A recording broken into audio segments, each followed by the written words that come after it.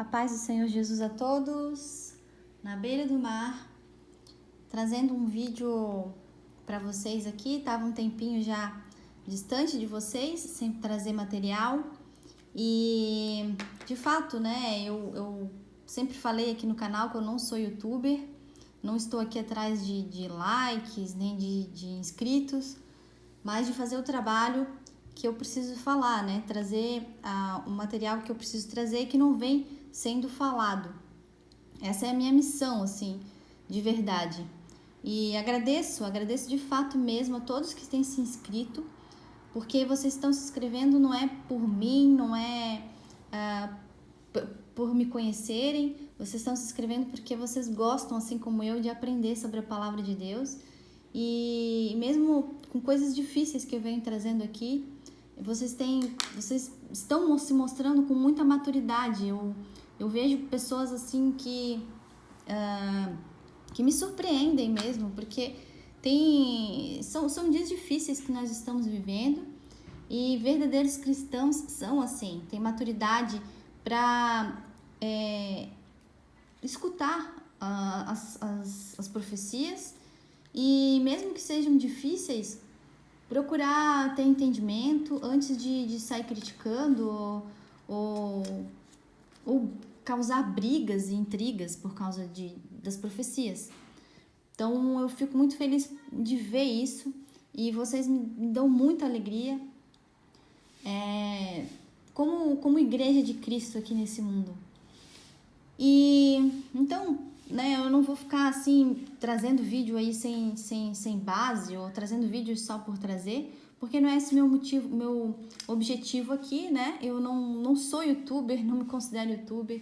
Eu tento trazer realmente o que eu preciso trazer, e até eu imagino que às vezes eu penso, né? Eu acho que eu já falei tudo que eu tinha para falar, mas sempre aparecem coisas novas, porque a gente continua estudando a palavra de Deus.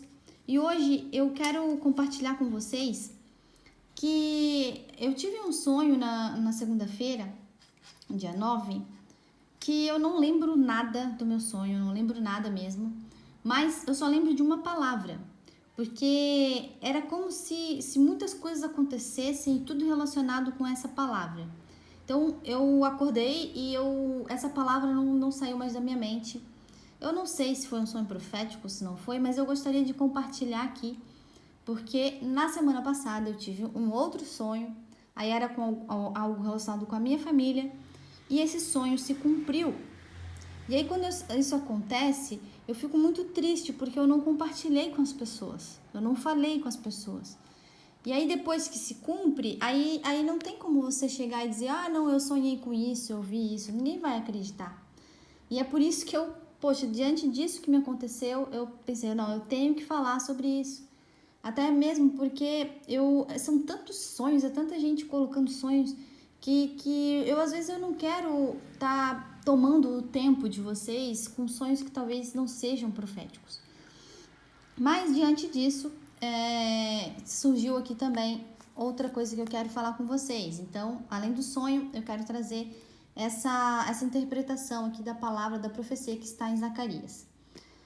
E o sonho, então, né, quando eu acordei, a palavra que me veio à mente foi Betel. Então, era muita coisa, tudo relacionado a isso, era Betel pra lá, Betel pra cá, muito Betel. E aí, quando eu acordei, Betel, mas que Betel, né? Que palavra é essa? O que isso significa? E eu já vi que tem igrejas com esse nome e tal. Eu sei que é uma região lá de Israel, eu sei disso. Mas é bem raso o meu conhecimento sobre essa cidade, sobre esse lugar. Eu não entendo muita coisa. Mas eu procurei aqui num vídeo e eu vi que Bet-El, na realidade se pronuncia assim, é separado, né? Bet-El significa casa do Senhor, casa de Deus. E eu achei isso muito interessante, quis comentar aqui com vocês. E aqui em Zacarias 7 fala de Betel, né? Fala do povo de Betel. Mas antes de Zacarias 7, tem aqui também uma profecia que está em Zacarias 6, que eu não vejo muitas pessoas falando sobre isso. E aproveitando esse sonho, eu abri nessa página que falava de Betel, e vi essa profecia aqui, porque eu tava tempo já para trazer sobre essa profecia, mas eu acabei até esquecendo. E essa profecia eu não vejo muitas pessoas ensinando sobre isso, e me deu vontade de falar sobre isso aqui, para que vocês saibam, né? Se ainda não sabem. E tem mais uma curiosidade a respeito disso que eu imagino que vocês não saibam. Então vamos lá, aqui em Zacarias 6, do verso 12 em diante, eu vou ler um pedaço aqui para vocês. E diga a ele que o Senhor Todo-Poderoso promete o seguinte: o homem chamado de ramo novo brotará das suas próprias raízes e construirá de novo o templo do Senhor. É ele que vai reconstruir o templo e receber as honrarias que pertencem a um rei. Ele vai sentar no seu trono e reinar. Um sacerdote se sentará no seu próprio trono e haverá uma paz perfeita entre o ramo novo e esse sacerdote. Mas depois a coroa será colocada no templo do Senhor em memória de Eudai, de Tobias e de Jedaías e de Josias, filho de Sofonias. Pessoas que moram longe de Jerusalém virão ajudar a construir de novo o templo do Senhor. Aí vocês saberão que o Senhor Todo-Poderoso me enviou a vocês. Tudo isso acontecerá se obedecerem com todo o coração às leis do Senhor, o Deus de vocês. Essa profecia aqui, ela é muito forte e é uma profecia messiânica.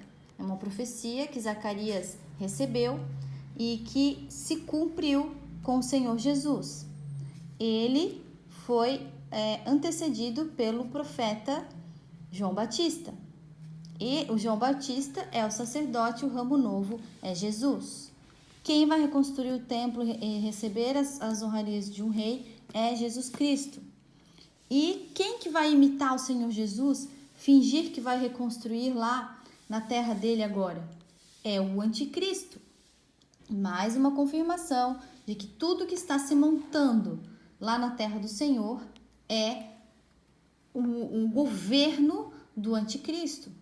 Eles estão querendo imitar, querendo roubar o lugar de Deus, mas eles não vão conseguir. Eles podem até conseguir por um tempo, mas a verdadeira profecia, quem vai cumprir é Jesus Cristo. E até, a propósito, por isso que está lá em Apocalipse 13, que a besta, ela vai ter o falso profeta, tá?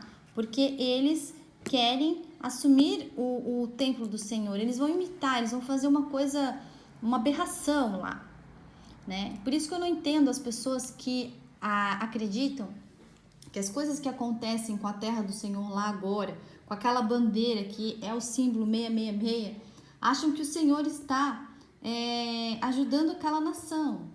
E enquanto que não, essa nação está sendo formada para o governo do anticristo. E tudo isso ainda vai passar por muitos juízos, vai passar pelo Armagedon, até que o Senhor venha, né, de fato ali, cumprir essa profecia que está aqui, né, até o final dessa profecia, construir o templo. Porque na realidade o templo lá de Jerusalém agora está sendo reconstruído lá no céu, né?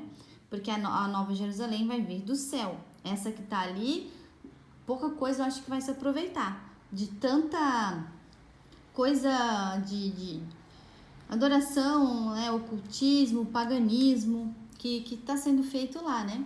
Então, a gente sabe que o Senhor vai aproveitar um pouco de coisa, porque está lá em Apocalipse 11, as muralhas e tal, onde as duas testemunhas vão fazer o trabalho delas, mas quem vai cumprir realmente essa profecia é o Senhor Jesus Cristo. Mas como o mal, ele imita tudo o Senhor, ele inverte tudo o Senhor, ele vai usar um falso profeta. E daí que eu tenho uma curiosidade para trazer para vocês, que eu não vejo muitas pessoas falando sobre. E quem já segue aqui o canal vai entender melhor, mas se você chegou novo aqui, recomendo que assistam os outros vídeos. E é onde eu falo, né, que eu tive um sonho com o anticristo e dou meu testemunho aqui, que é ele, porque é a questão da hierarquia, é a questão da descendência. E eles vêm mantendo essas linhagens, e eles estão no poder desde muito tempo, e eles vêm mantendo isso desde do rei Salomão, desde até antes com o Esaú. Eles vêm, é uma questão de hierarquia, não é qualquer pessoa que vai ser o anticristo, porque assim como o Senhor Jesus escolhe os servos dele, as trevas também escolhem os servos deles. E eles, essa descendência, eles já sabem que vai ser um deles escolhido. E sempre foi assim. Por isso que nem sempre é o primeiro na linha de sucessão que assume o trono. Porque não é todos eles que são escolhidos pelas trevas. Aí, às vezes, um é incitado a eliminar o outro, porque é um que foi escolhido que vai assumir. E sempre foi assim com o Senhor também. Quando a linhagem de Davi governava Israel, nem sempre era o primeiro na linha de sucessão. Por exemplo, Salomão não foi o primeiro filho de Davi. Pelo certo seria, mas aconteciam coisas, um eliminava o outro, ou tinha alguma doença, né? E acabava não sobrevivendo. Então, assim também acontece com as trevas. E para quem viu o sonho já sabe, né, quem que é o anticristo. Ele vem de uma descendência especial. E essa descendência, durante muito tempo, que eu quero falar aqui para vocês, eu não consigo falar tudo abertamente como eu gostaria, até por questão, assim, como diz Paulo, a gente tem que ser prudente, a gente tem que, não dá para também achar que a gente não tá, querer se arriscar à toa, né? Mas, de uma certa forma, para quem quer entender a palavra, quem quer entender as profecias, é por isso que eu falo. E quem for assistindo os outros vídeos, para mim não ficar muito repetitivo aqui, vai conseguir ligar os pontos. Por que não é uma pessoa aleatória? E uma das curiosidades seria essa, porque as monarquias europeias, se vocês forem estudar história, vocês vão ver que todos eles são parentes. E é um parente realmente eliminando o outro ao longo da história. E como foi profetizado pelo profeta Daniel, está lá em Daniel 2, que as pernas e os pés da estátua iriam se manter no poder através dos casamentos. E eles vêm fazendo isso. E aí, se você for ver até séries ou estudar história, vocês vão ver que muitas dessas rainhas e reis tinham o cabelo vermelho. Eles tinham o cabelo vermelho. E foi sobre isso que eu vi no meu sonho. E muitas dessas rainhas, eu acho curioso, eu nunca vi ninguém falar disso, elas levam o nome de Maria e algumas de Isabel. Por exemplo, a rainha Elizabeth, o nome dela em português seria Isabel. Muitas rainhas da Espanha, que são todos parentes, na verdade, também eram Isabel ou Maria. No Brasil também, a gente tinha a Princesa Isabel, a gente tinha também a Maria Louca. E isso é muito curioso, porque a mãe, né, a mulher escolhida para ser mãe do Messias, para ser mãe de Jesus, tinha o nome de Maria. E a mãe de João Batista, que é o sacerdote, tinha o nome de Isabel. E isso eu acho muito curioso, eu acho muito interessante isso, eu nunca vi ninguém falar sobre isso. Isso só reforça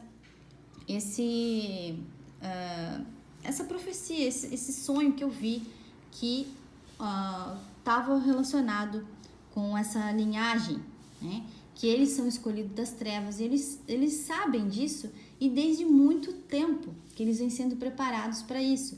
E de uma certa forma eles vêm sendo enganados, porque eles realmente creem que o Senhor está do lado deles. Eu não sei tudo que eles podem pensar, mas a gente pode imaginar que eles também, para eles se juntar com as trevas, eles acreditam, eles rejeitam Jacó, eles odeiam Jacó, porque eles querem que o Senhor aceite eles querem ser os poderosos, eles que querem governar Jacó, e eles não aceitam Jesus, entende? E eles querem a linhagem de Esaú. É algo que eles devem aprender desde crianças isso. Por isso que eles odeiam Jacó. Sempre perseguiram Jacó. E é por isso que o Senhor Jesus falou, está lá em Deuteronômio, que se o seu povo o traísse, ele ia entregar nas mãos dos seus inimigos.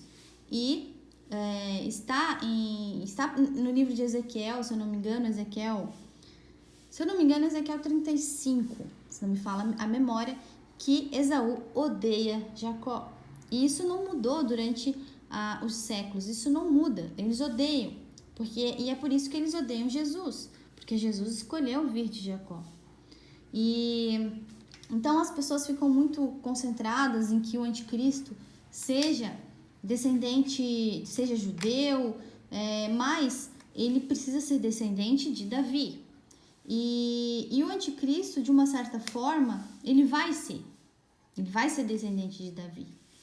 E Esaú, ele tinha a mesma genética que Jacó, ele era irmão gêmeo de Jacó. E eles se dizem judeus, mas eles não são. Eles não seguem o judaísmo. Eles dizem que seguem, mas eles seguem a Cabala. Assim como está lá em Apocalipse 2. Aqueles que se dizem judeus, mas não são. Eles não são judeus. Eles imitam os filhos de Jacó até nos seus nomes, né? Como ali Maria, Isabel, Davi, né? Que lá em inglês seria David. Mas a genética deles, principal, eles não são descendentes de Jacó. Porque Davi teve muitos filhos, Salomão teve muitos filhos, inclusive Salomão se envolveu com Edom, então eles têm muitos filhos, mas eles não são descendentes diretos de Jacó. Eles são uma mistura com Edom, e eles querem preservar a linhagem de Edom, né? Porque Edom sempre se misturou até com os filhos, os descendentes do Ismael. Então, por isso que eles se unem lá com os povos rejeitados, que o Senhor não os rejeitou, né, totalmente, mas eles se consideram rejeitados porque eles vão ficar em segundo plano. Jacó vem em primeiro, então eles se consideram rejeitados e eles se unem entre si para combater Jacó. E o Senhor deixa, porque Jacó o traiu também, mas não vai ser assim para sempre. E é isso que diz aqui também o restante da profecia, né? Se você ler aqui Zacarias, onde fala de Betel, e ali por aí diante, é isso que o Senhor profetizou. O Senhor está castigando Jacó, mas não vai ser assim para sempre. Vai chegar um momento em que o jogo vai virar. E uma outra curiosidade que eu queria falar para vocês é sobre a questão da descendência, a questão da genética. Porque está lá em Deuteronômio também que o judaísmo, que a aliança que o Senhor fez com Jacó, ela é uma questão genética, não é uma religião, não é seguir certos dogmas. Ela é uma questão genética. O Senhor fez uma herança com esse povo, por isso que eles tinham que casar entre si. E lá em Apocalipse 7 está escrito que no momento do arrebatamento o Senhor vai selar os filhos de Jacó, vão ser 144 mil pessoas da tribo de Jacó. E isso só reforça a ideia que o Senhor sabe quem são eles e que eles continuam na terra. Mesmo que tenham tentado destruir eles, mesmo que muitos tenham morrido, eles ainda existem. O Senhor tem pena deles, o Senhor os castiga, mas o Senhor não os eliminou, até mesmo para que o seu nome também seja respeitado. E aí eu vou deixar uma curiosidade, vou deixar um link na descrição aí para vocês, de estudos genéticos sobre isso, porque seria muito fácil hoje, com a tecnologia que se tem, saber quem é descendente de Jacó ou não. Então imagina para o Senhor, né, que é quem criou a genética, que é quem conhece as pessoas desde antes delas nascerem. Ele sabe quem é descendente de Jacó ou não. E não é porque uma pessoa se diz judeu, se diz que segue essa religião, que ele é descendente de Jacó. E aí eu vejo essa confusão, as pessoas fazem confusão com isso. Eu mesma, quando eu não sabia, eu também fazia confusão com isso. Porque nos dizem que certas pessoas, determinadas pessoas são os judeus. E aí, quando você entende a questão genética, você para pensar e você vê, não, mas eles não são judeus. Porque existe a questão genética. As tribos de Jacó, elas têm essa genética do Oriente Médio. E elas são um perfil exato de pessoas, né? E tem pesquisa sobre isso, uma pesquisa muito curiosa que fala dessa questão dos judeus que são sefaraditas e os judeus askenazes. Então, ali nessa pesquisa eles falam que os judeus askenazes de fato não são judeus. E aí, os sefaraditas, sim, são. E aí com isso, veio uma ideia que está aqui também em Zacarias, né? Que o Senhor espalharia o seu povo em países estrangeiros, como está lá em Lucas 21, né? Essa profecia que se cumpriu quando o templo foi destruído. E aí muitas pessoas têm essa herança genética com Jacó e nem sabem, e nem imaginam que são, né? E enquanto tem pessoas aí que não são, como está lá em Apocalipse 2, não são judeus e se dizem judeus. E é por isso que eu quis dividir isso aqui com vocês, para que vocês prestem atenção nisso, estudem sobre isso, é interessante. E até gostaria muito, né, que a gente pudesse saber quem é, quem não é, mas isso é um pouco mais complicado, né, uma questão aí que se perdeu no tempo, os registros de tudo isso. E até quando o templo do Senhor foi destruído, muitos dos registros dos verdadeiros filhos de Jacó foram roubados, foram eliminados, ou não, né? Para que as pessoas não soubessem, não perdessem realmente a sua história, a sua identidade. E porque é de fato uma batalha, né? É de fato uma batalha.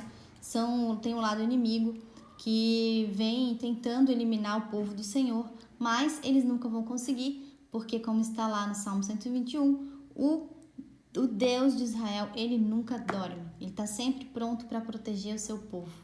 E um dia tudo isso vai se resolver, o Senhor vai perdoar o povo dele, vai fazer as pazes com o povo dele. E antes disso ainda vai ter o arrebatamento, porque agora todo mundo, tanto judeus quanto não judeus, tanto descendentes de Jacó como quem não é descendente de Jacó, tem a chance, através do sangue de Jesus, através, né, de aceitar isso e ser salvo.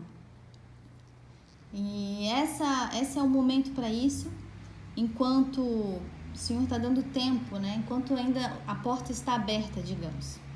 Amém, meus irmãos? E então se prepara, igreja, que o noivo vem.